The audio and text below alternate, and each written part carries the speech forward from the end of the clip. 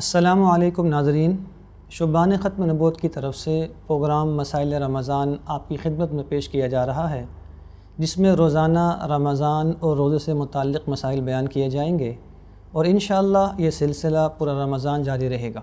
ناظرین، آج ہم بات کریں گے روزے کی شرعی حیثیت پر۔ ناظرین، روزہ رکھنا ہر مسلمان عاقل بالغ پر فرض ہے، اور بلا کسی عذر کے روزے کو ترک کرنا اور چھوڑ دینا گناہ کبیرہ اور حرام ہے۔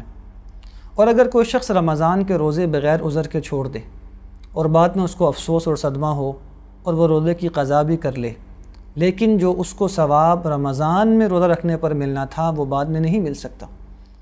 حدیث مبارکہ کا مفہوم ہے کہ آپ صلی اللہ علیہ وسلم نے فرمایا کہ اگر کوئی شخص بغیر عذر کے رمضان کا روزہ چھوڑ دے پھر بعد میں ساری عمر کے روزے بھی رکھ لے تو اس کو وہ فضیلت نہیں مل سکتی جو رمضان کا روزہ رکھنے سے اس کو ملنا تھی۔